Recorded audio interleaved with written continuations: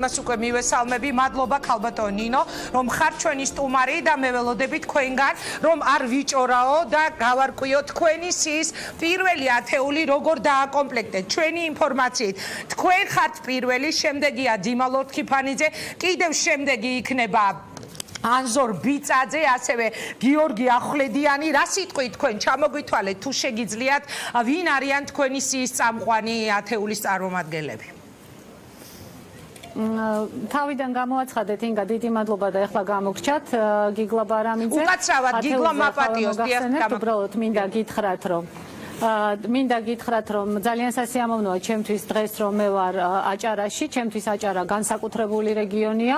აჭარაში ჩვენ გვაქვს ძალიან დიდი მხარდაჭერა ტრადიციულად, ყოველთვის ძალიან სერიოზულია ხოლმე ჩვენი შედეგები აჭარაში და აჭარა მოწინავია ხოლმე საქართველოში ჩვენი მხარდაჭერით და დარწმუნებული ვარ, რომ აჭარლები არც ამჯერად უღალატებენ ტრადიციას და დაგვიდგებიან გვერდში. მე დღეს მქონდა აჭარის ასე ვთქვათ დეპუტატების წარდგენა, როგორც აჭარის უზენაესი საბჭოს მომავალი წევრების, ასევე მაჟორიტარების ბათუმის და მთელი აჭარის და სრული პასუხისმგებლობით შემიძლია ინგა, რომ არის ნამდვილად საუკეთესო სია და მე მოხარული ვიქნები თქვენ თუ გექნებათ იმის შესაძლებლობა, რომ მოიწვიოთ ჩვენი დეპუტატები ეთერებში.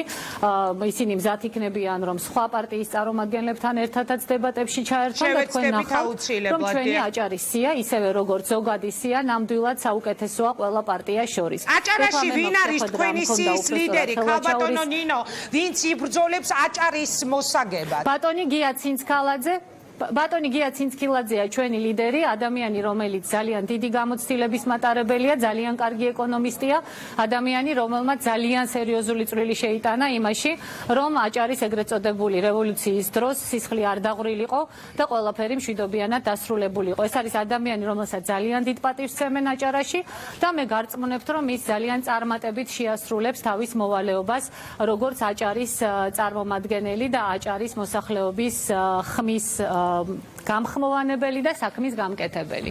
ძალიან მნიშვნელოვანია, მე გავაგრძელებ დღეს და ხვალ, ეხლა მექნება ცოტა ხანში ქობულეთში შეხვედრა, ხვალ გურიაში, მაგრამ მე აუცილებლად დაუბრუნდები კვლავ აჭარაში არჩევნებამდე და პრაქტიკულად შემოვივლი აჭარის ყველა რაიონს და შევხვდები აჭარის მოსახლეობას, რომელთა შორისაც ჩვენ ძალიან დიდი მხარდაჭერა გვაქვს. აი ახლა ადამიანები ითხოვდნენ, რომ ჩაერთონ ხელმოწერების პროცესში უბლოკო სტატუსთან დაკავშირებით და მზად არიან, რომ ჩვენ აჭარა გვიყურებს განსაკუთრებით აქტიურად, ანუ ჩვენი ყურებადობა ერთ-ერთი ყველაზე მაღალი არის სწორედ აჭარაში, ამიტომ ერთ კითხვას დაგისვამთ ისევ აჭარასთან დაკავშირებით და შემდეგი უკვე პარტიული სიის ათეული იქნება. ქალბატონ ნინო, ვარაუდობენ, რომ ორი ყველაზე ცხელი წერტილი, უფრო სწორედ სამი, ეს იქნება ბათუმი, ეს იქნება განსაკუთრებით ზუგდიდი და გორი. ნუ იქ დაგეგმილი საარჩევნო შეჯახებების გათვალისწინებით.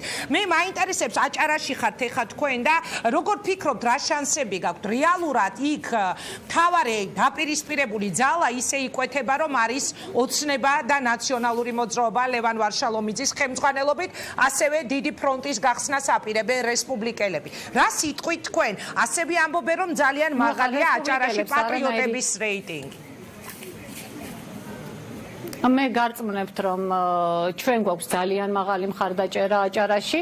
მე არ ვილაპარაკებ სხვებზე. ხა აჭარაში ძალიან მაღალი რომ ყოფილიყო პატრიოტების რეიტინგი, ვფიქრობ ბატონ თარხარმოურავს აჭარაში პირველ ნომრად ჩაწერა არ დაჭირდებოდა. აჭარაში ძალიან ბევრია, ძალიან ღირსეული ადამიანი, რომელიც ამ ასე ვთქვათ პირველ ნომრობას ძალიან კარგად გაართმევდა თავს. არც რესპუბლიკელებზე ვილაპარაკებ ბევრს, იმიტომ რომ ყველამ კარგად იცის მათი პოზიციები მთელ საქართველოში, მათ შორის აჭარაშიც. რაც შეეხება ნაციონალების და ქართული ოცნების დაპირისპირებას, მე გეტყვით, რომ ეს არის რა თქმა უნდა ხელოვნური დაპირისპირება, თორემ ქართულ ოცნებას ნახევარი სია, როგორც საპარლამენტო სიების, ასევე მაჟორიტარების ნაციონალებით აყავთ ყოფილი ნაციონალებით დაკომპლექტებული. ქართულ ოცნებას და ნაციონალურ მოძრაობას აწყობდათ ეს ეგრეთ წოდებული დაპირისპირების ესე ვთქვათ სურათის შექმნა, იმიტომ რომ ადამიანები აიძულონ, რომ არჩევანი გააკეთონ ესე ვთქვათ დაპირისპირების რეჟიმში.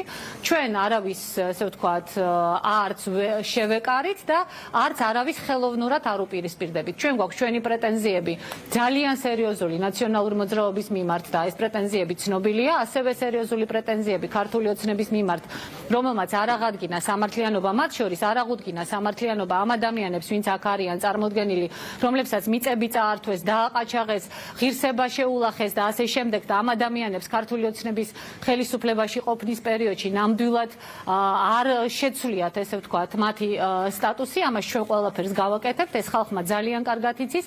მე დღეს წარუდგინე მოსახლეობა ჩვენი პროგრამის ეკონომიკური და სოციალური ნაწილი და ნამდვილად შემიძლია გითხრათ, რომ იმ დასაბუთებით, რაც ჩვენ გვაქვს, როგორ შევასრულებთ ამ დანაპირებებს, ძალიან სერიოზული მხარდაჭერას ერთი კითხვა მინდა დაგისვათ და იმედი არ გამიბრაზდებით, როდესაც თქვენ აჭარაში ეხლა ხვდებით თქვენ სამომრჩეველს და აი ესაუბრებით, რა ხდებოდა, როგორ ართმევდნენ მათ მიწებს, როგორი უკანონობა ხდებოდა მათ თავს. მე ბევრი ასეთი თემა მაქვს სხვა შორის გაშუქებული, გონიო ზოლში გამოსახლებები, წართმეული ქონება და ასე შემდეგ.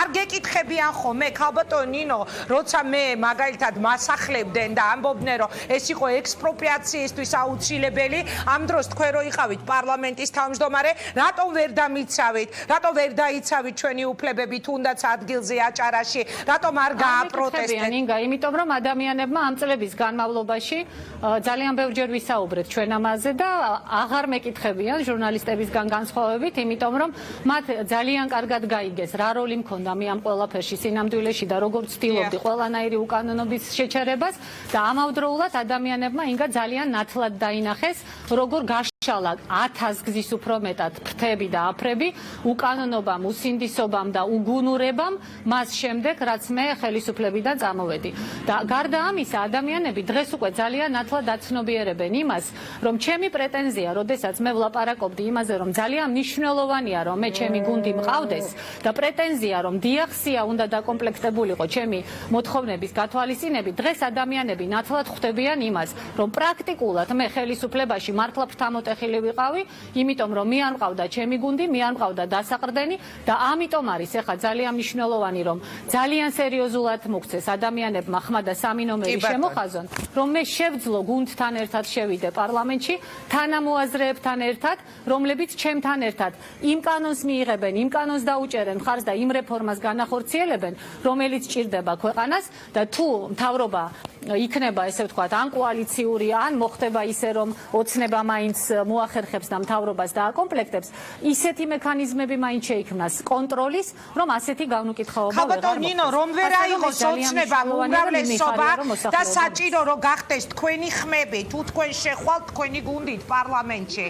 ანუ გადაიხრება თქვენი მხარდაჭერა ოცნებისკენ, ან რომელიმე სხვა, მაგალითად ნაციონალური მოძრაობისკენ, ან გნებავთ რომელიმე სხვა პოლიტიკური ძალისკენ, ანუ თქვენი ხმები რომ იყოს გადამწყვეტი. ისეთი უცნაური კითხვა დასვით. ახლა როგორ წარმოგიდგენიათ, რომ ბურჯანაძემ და მისმა თანაგუნდელებმა ნაციონალურ მოძრაობას რაიმე ვითარებაში მხარი დაუჭირონ. ეს მე მგონი ახლა უბრალოდ ხუმრობა იყო თქვენის მხრივ. ასევე მინდა გთხოვოთ, რომ ნუ დასვამთ, ძალიან გთხოვთ კითხვას ასე, თუ თქვენ შეხვალთ პარლამენტში, იმიტომ რომ ეს მოქმედებს ძალიან, მათ შორის, ესე ვთქვათ, ჩვენს მხარდამჭერებზე და ბრაზდებიან კიდეც. ჩვენ შევალთ აუცილებლად ინგა პარლამენტში არჩევნების მინიმალური სტანდარტებით ჩატარების შემთხვევაშიც კი. თუ მოხდება, არა, თქვენზე კი არა კონკრეტულად ზოგადად არის მცდელობა იმისი, რომ შეიქმნას ვითარება, რომ ჩვენ თითქოს და ბარიერის პრობლემა გვაქვს. მე ძალიან კარგად ვიცი, როგორი ხელოვნურია და როგორი შეშინებულია ხელისუფლებაც და სხვა პარტიებიც იმ რეალური მხარდაჭერით, რომელიც ჩვენ გვაქვს. ჩვენ აუცილებლად შევალთ პარლამენტში და გარწმუნებთ, რომ ჩვენი ყოფნა პარლამენტში ნამდვილად დაეტყობა ქვეყანას. კი ბატონო, ორი კითხვა მაქვს თქვენთან და გაიშემება ჩვენი ჩართვა. დიახ. არ დაუჭერთ გეტყვით, იმიტომ რომ რასაც მე ვხედავ რა კანდიდატურებიც მათ დააყენეს მაჟორიტარებად საპარლამენტო სიაში და ასე შემდეგ, ადვილი გამოსაცნობია რა კანდიდატურებს დააყენებენ მთავრობაში, ასე რომ ჩვენ არ ვაპირებთ ამის. ქალბატონ ნინო, ორი კითხვა მაქვს თქვენთან. პირველი, დამისახელეთ ძალიან გთხოვთ საარჩევნო სიის ათეული, ყველასი გავარკვიე გარდა გაერთიანებული დემოკრატიული მოძრაობისა. ანუ ინფორმაცია ხუთეულის შესახებ სწორია?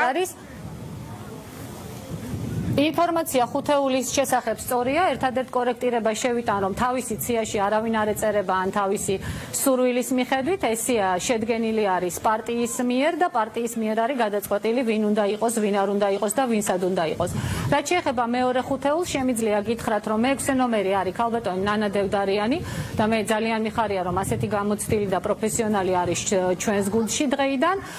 მე-7 ნომერი არის ოთარ თავართკილაძე, რომელიც ახლა ხელმძღვანელობს საბურთალო შტაბს და არის ჩვენი პარტიის დამფუძნებელი პირველივე დღეებიდან ძალიან აქტიური ადამიანი, მებრძოლი და ყველაზე წარმატებული, ესე ვთქვათ, ერთ-ერთი ყველაზე წარმატებული შტაბის ხელმძღვანელი.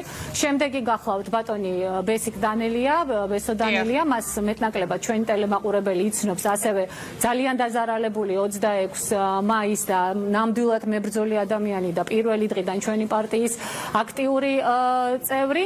ასევე მინდა გითხრათ, რომ მე-9 ნომერი გახლავთ ქალბატონი მანანა სალუქვაძე, რომელიც ეხლაც ჩემთან ერთად არის აჭარაში. ასევე, ასე ვთქვათ, პირველი დღეებიდან ჩვენი პარტიის აქტიური წევრი და 21 მაისის აქციის დარბევის მსხვერპლი აქ ბათუმში და 26 მაისის აქციის მონაწილე თბილისში და მე-10 ნომერი გახლავთ კახეთის რეგიონის კურატორი ბატონი ისაკო ცქიფურიშვილი და ჩვენ იმედი გვაქვს, რომ კახელებიც ისევე როგორც ყოველთვის ამჯერადაც ძალიან სერიოზულად დაგვიჭერენ. ბოლო კითხვა უნდა დაგისვათ და უკვე სტუდიაში უნდა გადმოვინაცვლო პირველ რიგში წარმატებას გისურვებთ თქვენ ახლა დაგვისახელეთ თქვენი გუნდის შემადგენლობა და მე მინდა რომ ბოლო კითხვა დაგისვათ. დღეს გახდება ცნობილი მთავარი გზავნილები საქართველოს პრემიერ-მინისტრის კვირიკაშვილი უნდა მეთქვა და უცებ ეკონომიკის მინისტრი. ანუ რას გვთავაზობს ქართული ოცნება იმ შემთხვევაში თუ იგი მოვა უმრავლესობაში შემდეგი 4 წლისთვის. ჩვენ მოვისმინეთ რესპუბლიკელების მთავარი დაპირება საქართველოში ამერიკის შეერთებული შტატების სამხედრო ბაზის განთავსების აუცილებლობაზე, რომელიც პირდაპირ დაემთხვა ნატოს დელეგაციის ვიზიტს თბილისში. შეიძლება მე ვთქვა, რომ თქვენი მთავარი დაპირება არის თქვენს მიერ გაჟღერებული უბლოკო სტატუსი? რაც შეეხება ინგა ჩვენს მთავარ დაპირებას, ერთ-ერთი მთავარი დაპირება არის უბლოკო სტატუსი, რუსეთის ბაზრის გახსნა, უვიზო მიმოსვლა, ეკონომიკის განვითარება. ჩვენ ერთ კვირაში გვექნება ჩვენი პროგრამის პრეზენტაცია და გარწმუნებთ, რომ ყველაზე სერიოზული და დასაბუთებული პროგრამა გვაქვს. რაც შეეხება ინიციატივას ამერიკის ჯარების შემოყვანასთან დაკავშირებით, იცით, საოცარი ქვეყანა არის. ეხლა მე არ მესმის უბრალოდ რა მნიშვნელობა აქვს, რომელი ქვეყნის ჯარი იქნება შენი ქვეყნის ტერიტორიაზე. შეიძლება მცირე მნიშვნელობა კონდეს, მაგრამ შენ უნდა შეეცადო, რომ შენი ქვეყნის ტერიტორიაზე არც ერთი უცხო სახელმწიფოს ჯარი არ იყოს. რა უბედურება არის სიის, საარჩევნო სიის წარდგენა თეთრი სახლის წინ. ეს ახლა ნორმალური არის, გამაგებინეთ. ვართ ბოლოს და ბოლოს დამოუკიდებელი სახელმწიფო თუ არა. მე სრული პასუხისმგებლობით ვაცხადებ. არავის არ ურტყა, მე ვამბობ კონსტატირებას ვაკეთებ ფაქტისას. როგორც მიუღებელია ჩემთვის კრემლის წინ დადგომა და სიის წარდგენა, ასევე მიუღებელია თეთრი სახლის წინ დადგომა და სიის წარდგენა. იმიტომ რომ დამოუკიდებელი სახელმწიფო უნდა იყოს დამოუკიდებელი სახელმწიფო და ჩვენს ხალხს უნდა ვცეთ პატივი. დიახ, ჩვენ ყველაფერს გავაკეთებთ ჩვენი გუნდით, რომელიც არის ყველაზე პროფესიონალი, ყველაზე მებრძოლი, ყველაზე თანმიმდევრული. დიახ, ყველაზე კეთილსინდისიერი, იმიტომ რომ არასოდეს არავის არ გავრიგებივართ, არავის არ შევკრივართ, არასოდეს არავისი არ შევგვშინებია.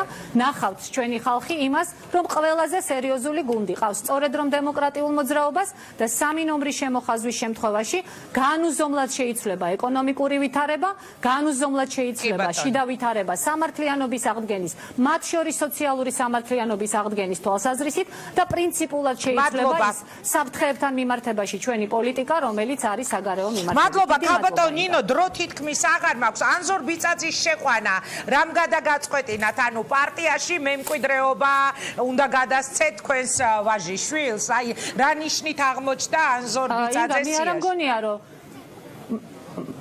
ინგა, მე არ მგონია რომ ეხა იმას აქში ვიყო რომ ვინმეს მემკვიდრეობა უნდა გადავცე და ეს არ არის ესე ვთქვათ ფეოდალური ორგანო რომ ვინმეს მემკვიდრეობას გადასცემდეთ. ანზორ ბიწაძეს თქვენც ძალიან კარგად იცნობთ, ამიტომ მე გადავიწყებ მას ელაპარაკს. მე დარწმუნებული ვარ რომ საზოგადოება მას ძალიან კარგად გაიცნობს ძალიან მოკლე ხანში და საზოგადოება ვინც მას არ იცნობს დარწმუნდება რომ მისი სახით ღირსეული წარმომადგენელი იქნება პარლამენტში. რაც შეეხება შეყვანას, მე არავინ არ შემიყვანია, კიდევ ერთხელ ვიმეორებ, ეს იყო საერთო გადაწყვეტილება და ამ საერთო გადაწყვეტილებას ერთხმად დაუჭირა ყველა მხარი გათვალისწინებით ყველა იმ კრიტერიუმისა, რომელიც მე სხვა ადამიანებთან მიმართებაში მოგახსენეთ, რომლებიც არიან სიაში. ჩვენთან არც პრივილეგია აქვს ვინმეს შვილობის, ახლობლობის ან მეგობრობის გამო, მაგრამ არც არავის ამავე კრიტერიუმებით არ ჩაგრა და ვცდილობთ, რომ სამართლიანები, ეფექტურები ვიყოთ, რაც ყველაზე მთავარია. წარმატებას გისურვებთ, ქალბატონ ნინო, მადლობა რომ იყავით ჩვენთან და მადლობა რომ პირდაპირ ეთერში გაგვახმოვანებინეთ მოვიდგინეთ თქვენი სიის ათეული, პირველი ათეული. კარგად ბრძანდებოდეთ, ხელვაჩაურიდან გაერთიანებული დემოკრატიული მოძრაობის ლიდერმა გაგვაცნო პარტიული სიის ათეული, მან ახსენა ასეთ საინტერესო თემა, რომ ამერიკის შეერთებული შტატებიდან თეთრი სახლის ფონზე წარდგენილი საარჩევნო სია მისთვის არის მიუღებელი. რეკლამის შემდეგ ჩვენ საუბრობთ ძალიან საინტერესო თემებზე და სწორედ იმ გუნდის წარმომადგენელი, რომელზეც ეხა ნინო ბურჯანაძე საუბრობდა, რომ თეთრი სახლის ფონზე იდგა მათი ლიდერი, გვეყოლება ერთ-ერთ სტუმრად, ეს იქნება გია ჯაფარიძე, ხოლო მისი ოპონენტი კი ამ სტუდიაში ნინო ბურჯანაძის თანაგუნდელი და სიის ნომერი მეორე დიმიტრი ლორთქიფანიძეა. საუბრობთ უბლოკო სტატუსზე, საუბრობთ წინა საარჩევნო შანსებზე, საუბრობთ ამერიკის შეერთებული შტატების სამხედრო ბაზის განთავსების თემაზე. მოკლედ საინტერესო დისკუსიით